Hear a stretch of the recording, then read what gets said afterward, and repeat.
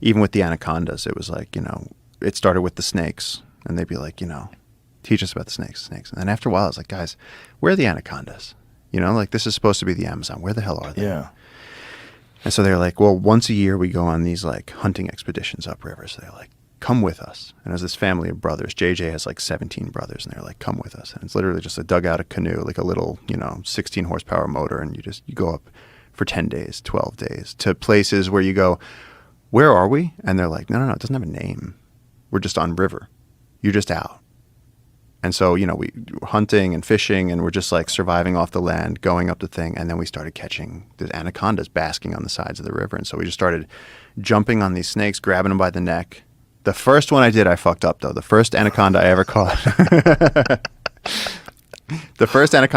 I really fucked up because I was like, okay, I know how to catch snakes. I've handled big snakes. I know what I'm doing, They were going to come in from the bottom. I was going to come in from the top. I ran in and I grabbed the snake by the head, and she went whoosh and wrapped my hands, and my wrists are together. And I was like, oh shit. Oh no. I was like, now I can't get out of this if I wanted to. And the next coil came over my shoulders. And it's a 200-pound snake, so I'm on my knees. Shit. And so I went to scream, JJ, and I got nothing out.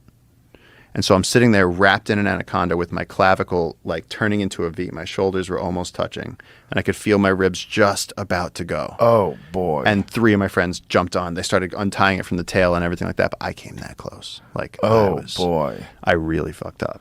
Oh, boy. Look at the size of that thing. Yeah. Is that the one? That is not the one. That is. Oh, look at the size of that thing. And that's not even as big as I get.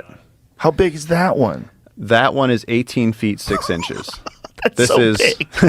That's so big. This is the largest scientifically wild-caught verified anaconda that we have. Wow. In scientific literature. I mean, people have records of bigger ones. I've seen bigger ones. We named her Eleanor after my grandmother. That's the 18-foot one. This is the 18 feet 6 inches. She was 220 pounds, but she was hungry. She was.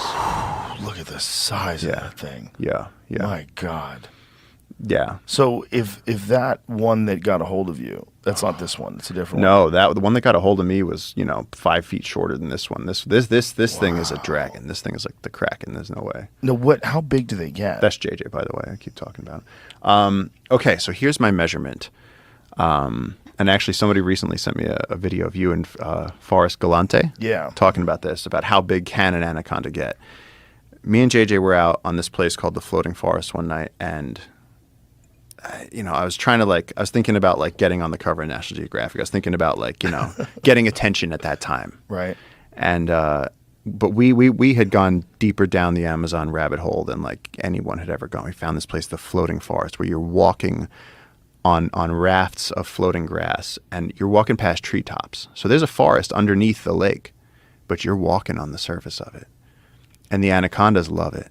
Wow. Because they can sit on these grassy islands, and if anything comes, the whole thing is like a giant tympanic membrane. As soon as something takes a step, they're like, threat, and they go down.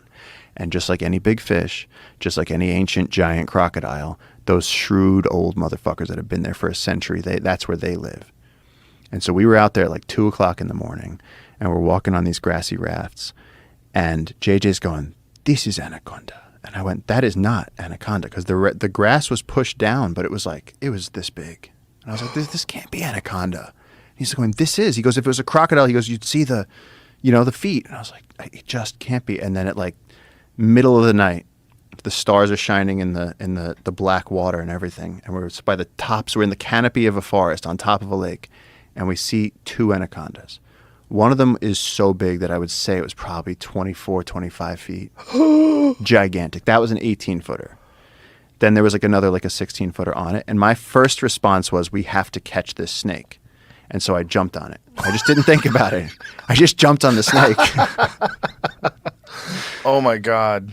And so the snake, and, I always say Pixar, it didn't happen. But this was the middle of the night. I jumped on the snake. And as I'm holding it, the one measurement I have is that I was holding onto the snake and my fingers couldn't touch. That's how big this thing was. And so it dragged me to the edge of the grass. What? That big. Oh my God. Big.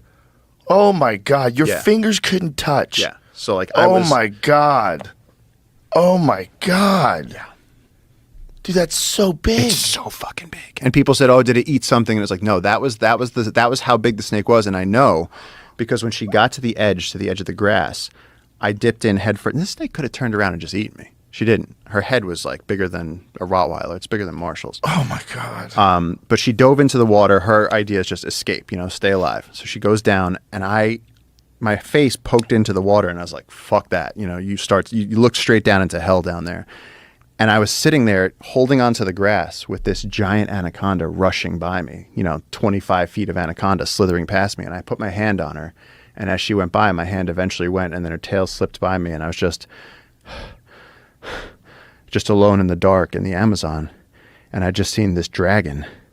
And then I turned around and went, what the fuck happened to JJ? And JJ's just standing there, and he turned completely white. And he was his circuits were blown. He was like, and I was like, you could have helped. I was like, you could have helped, man. So